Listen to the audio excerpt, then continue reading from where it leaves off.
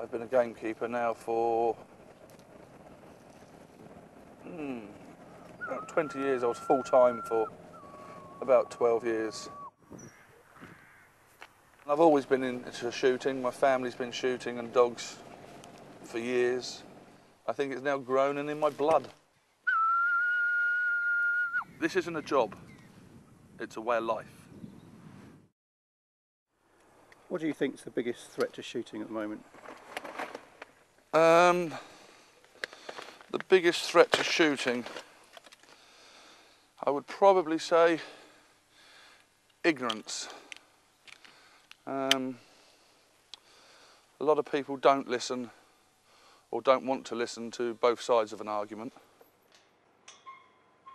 I live in a village where there's a lot of people from London, a lot of retired people come down, and I will quite happily sit down and talk to them for hours on end about the countryside, the rural community, pheasant shooting, fox hunting.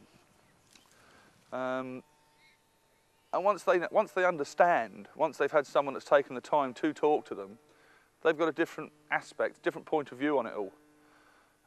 So as much as to protect our own sport, we're the people that have got to do it.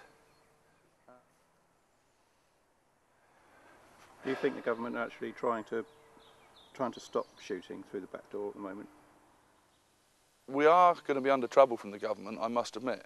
No one ever knows what this government's going to do, and at the moment it hasn't been too favourable anywhere.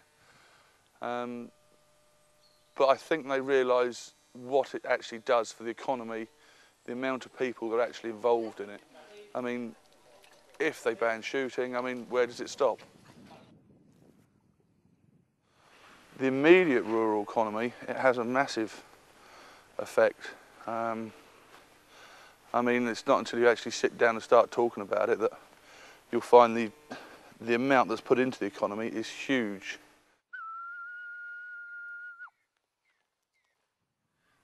It's not just about pheasants or partridges, it's about the whole wildlife and countryside.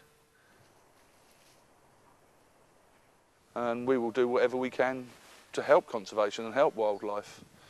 The perception of a gamekeeper is like 100 odd years ago when, okay, things were different. But nowadays we tend to help out and do a lot more than a lot of people actually think we do. So we shall have to wait and see on that note about the government. I sometimes think the government doesn't know what they're doing tomorrow, let alone today. Right, we have to move on.